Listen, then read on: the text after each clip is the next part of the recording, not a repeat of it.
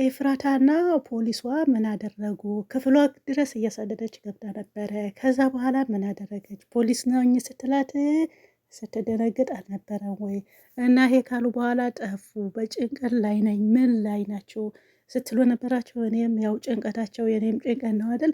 እኔ ደግሞ ታውቁኛላችሁ፣ እንደዚህ ላይ የሆነ እንትን ላይ ሲሆኑ ደወል ላደርግና ያለው ነገር ለመረዳት ሞክራለሁኝ። እንደተለመደው ዛሬም ደውዬ ነበረ ኤፍራታ ጋር ማለት ነው። ኤፍራታ ጋር የወሬ ስቸኮል ነው እንግዲህ ኤፍራታ ጋር ስደውልላቸው ምንም መጀመሪያ አላነሳችልኝ። ከዛ በኋላ አነሳችልኝና ምንም ችግር የለም የኛ ስትሉ አትጨናነቁ፣ ከዚህ በኋላ ሁሉም ነገር እየተስተካከለ የሚሄደው እኔ ላይ ምንም የሚደርስ ነገር የለም፣ አታስቡ፣ አትጨነቁ፣ ምንም ችግር የለም ብለሽ የተመልካችን ንገሪያቸው። ከዛ በኋላ እኔ ሳዝን ሳይሆን ስከፋ ሳይሆን ስደሰት ነው፣ በደስታዬ ነው የምታዩኝ። ሁሌም ተደሰቼ ነው የምታዩኝ እና እናንተም ልትከፉ አልፈልግም። በእኔ ስላዘናችሁ እኔ በምደረገው ነገር ስለከፋችሁ በጣም ይቅርታ። የስራው ባህሪ ነው እና እኔም ይሄ የተሰጠኝ ተወና ነው፣ ምንም ማድረግ አልችልም። ስለዚህ እኔ አሁን በደህና ሁኔታ ላይ ነኝ ያለሁኝ፣ አትጨናነቁ። ያፌትን በቅርብ በቁጥጥሩ ስር በማን ቁጥጥር? በፖሊስ ቁጥጥር ስር ይውላል። ፖሊሷም ደግሞ እየጠየቀችኝ ያለ ነገር እየነገርኳት ነው። ፖሊስ መሆንሽ እንዴት አውቃለሁ ምናምን ስላት አንቺም ከሞት ያዳንኩ እኔ ነኝ።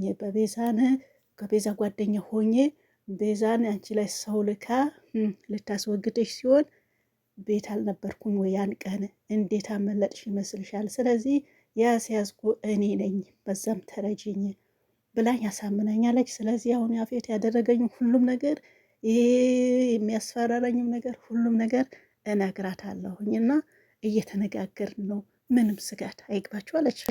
እኔም ደግሞ በቃ አንቺ ደህና ተውንሽ፣ እኛም ተጨንቀን ነበር። በቃ እውነትሽ ነው። አንቺ ስታለቅሺ እኛም እናለቅሳለን፣ አንቺ ሲከፋሽ እኛም ይከፋናል፣ ናታም ሲሰቃይ እንደዚሁም። ስለዚህ ለዛ ነው ተጨነቅ ነውና የሌላ ነገር አይደለም። ስለዚህ አንቺ ሰላም ነው የምንፈልገው አልኳት። በቃ ምንም ችግር የለም፣ ይሄ የአድማጭ ተመልካችሽ አስተላልፊ፣ ነገ እንመጣለን። ዛሬ ሳይሆን በሳምንት 3 ቀን ነው የሚለቀቀው። ትላንት ከትላንት ወደ ስለተለቀቀ ዛሬ ሳይሆን ነገ ነው የሚለቀቀውና በትዕግስት ጠብቁ። ከዚህ በኋላ ምንም ነገር የለም፣ ሰላም ነው፣ ሁላችንም ሰላም ነው። እናቱም ደህና ነው። አዎ የኔ ናታን አለችኝ። ያው ረስቼ ነበር። አዎ የኔ ናታም ደህና ነው እና አትጨናነቁ ምናምን ብላ በቃ ያው አረጋጋሽኝና እኔም ደግሞ ሁሉም ደህና ነው ወይ ስላት፣ እሺ የጽዮን ነገርስ እንዴት ነው? ጽዮን አንዴ ወደ መልስ ያደርጋታል እና እሷ ነገሩ እያበላሸች ይመስለናል። ይሄ የሁላችንም ሀሳብ ነው ምናምን አልኳት። ያው እሷ ደግሞ ያው እሷን ችግር ነው ስላመማት ለማስታወስ እየሞከረች ነውና አንዳንዴ ታስታውሳለች። እሷም ችግር የለም እኔ ምንም አልናደድም እሷ በምትለኝ ነገር፣ ምክንያቱም እረዳታለሁ። ከዛ በፊት የናታን ቃል ስለገባሁለት አለችኝ።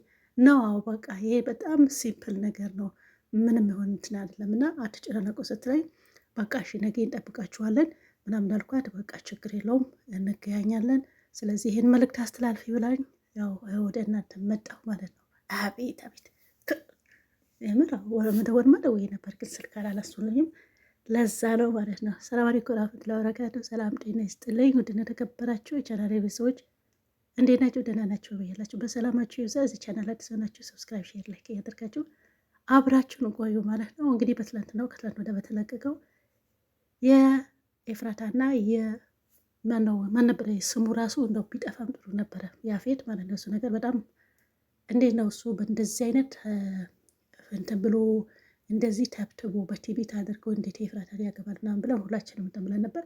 በመጨረሻም ግን ፖሊሷ ደርሳ ከእፉዬ ጋር ተመካክረው እንደው በእጅ አዙር 2 እጁ በኋላ ተጠምዝዞ እንደሚታሰር እና ሁሉም ነገር ግልጽ እንደሚሆኑ ያው አሁን በሰማሁት መረጃ ማለት ነው። አቤት አሁን በሰማሁት መረጃ። ስለዚህ ከዚህ በኋላ እንደኔ ተጨናነቁ ነበራቸው። አትጨናነቁ፣ ደህና ናቸው። ትንሽ የጽዮን ነገር አወዛጋቢ ነው።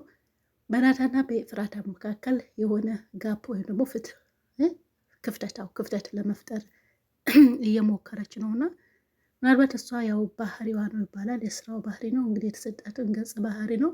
ነገር ግን አንዳንዴ የሆነ እንትን ይላልና ትንሽ ያወዛግባል። ስለዚህ በዚህ ነገር ቢታሰብበት ብዬ እኔም መልእክቴን አስቀምጫለሁ ማለት ነው። የሚያስካክሉ ከሆነ ይሄን ፓርት ቢያስካክሉ የተሻለ ነው ብዬ አስባለሁኝ። ሌላ ደግሞ ያው የሚያሳስበን ስለ ኤፍራታን ቤዛ ወጣች አልወጣች ማንም እንደው ትውጣ ጥሩ ነው ያለው ነገር ለማየት ግን ሌላ ቤት ካላሰበች ካልተበተች ማለት ነው። ግን ቤዛ ከወጣች በኋላ አሁን ኤፍራታና ያፌትስ አይጋቡም። መጋባት ገና እስር ቤት ትገባለች የሚለው ሌላ ጥያቄ ምልክት ሆኖ ሳለ ትውጣ። ምንም ቢሆን ያው አንድ ሰው ይህን ያክል ከተማረ በጥፋቱ ያክል መማር አለበት። አንድ ሰው ሲያጠፋ ያው ህግ እንዳለ ያው ማወቁ ከዛ ነገር ታርሞ ይወጣልና መጀመሪያ ከነበረበትን ጥፋት ያው መልሶ አይቀጥልም። ያ ነገር ያስተምረዋል የሚል እንትን አለኝ። ስለዚህ ቤዛ መታሰሯ ጥሩ ነው። አሁንም ብትወጣ ደግሞ ምንም ነገር አታመጣም። ያው ተቆንጥጣ ነው የምትወጣው ማለት ነው። ያን እስር ቤት ያስተምራታል።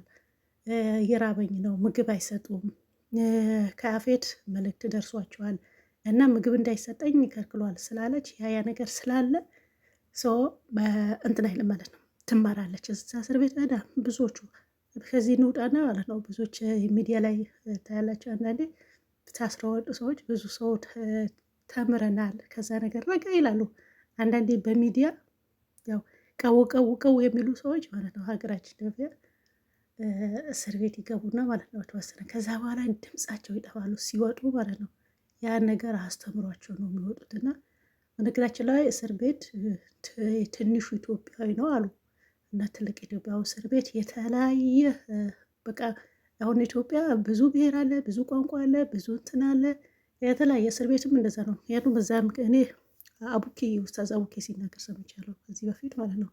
ትንሹ ኢትዮጵያ እስር ቤት ነው ያለውና ሁሉም ያለበት ሁሉም የሚገናኝበት ሁሉም ያቀፈ እስር ቤት ነው ብሏል። ስለዚህ አንዳንዱ እዛ ውስጥ ተምሮ በደንብ ሙያ ራሱ ሌላው ሙያ ተምሮ የሚወጣ አለ። ትቀልዳላችሁ እንዴ? መጀመሪያ የማያነብ ሰው ደግሞ አንባቢ ሆኖ ይወጣል ማለት ነው። የሆነ ልጅ 2 መጽሐፍ 3 መጽሐፍ ጨርሻለሁ እስር ቤት መጀመሪያ እያለሁ ሳልታሰር በፊት መጽሐፍ አላነብም ነበር አለ። እዛ እቃው ስራ የለኝም እዛ በማንበብ ብቻ ሳይሆን ባነበብኩትን ነገር ተጠቅሜበታለሁ። መጽሐፍ የምወዳቸው መጽሐፎች ቤተሰቡ ያው ለዝየራ ሲመጣ ጨልቤ አምጥቶልኝ ነበርና በዛ መጽሐፍ ምናልባት ሚዲያ ላይ ታውቃላችሁ ይሆናል። እዛም ባነበብኳቸውን ብቻ አንብቦ ይሄ ማለፍ ምናምን ሳይሆን እንደተጠቀመበት ይሄ ነገር በእስር ቤት እያለው ባነበብኩት ለተጠቀማለው ቁርአን ያፈዛል እስር ቤት ብቻ ብዙ ነገር አስተምሮ ይወጣል። ከዛም ከመጀመሪያ ከመታሰሩ በፊት ጥፋት አጥፍቶናል አይደል የሚታሰረው ማንኛውም ሰው። ስለዚህ ከዛም ጥፋቱ ይማራል። ከሁሉ ስነ ምግባር የሆነ የሚባል ነገር አለ። ልጅ ያሬድ ታውቃላችሁ። እሱ ራሱ ሚዲያ ላይ እሱ ራሱ ተሰካክሏል። በአሁኑ ሰዓት ላይ ጥቀት ብሏል ነው ልጅ ያሬድ አወቀችውን ጊዜ ሃይማኖት ተሳድቦ የታሰረውን ሚዲያ ሲወጣ ስለ ሃይማኖት ምናምን እንትን አይልም እና ብዙዎቹ እንደዛ ይላሉ። ምላችሁ ፈልጌ ነው ጠቅላላ ሳረግላችሁ። ቤዛም እንደዛው ተምራ እንደምትወጣ ነው። ስለዚህ ትውጣ መውጣቷን አይከፋም። ሌላው እናያለን። ሰላማችሁ ይብዛ። ባይ ባይ።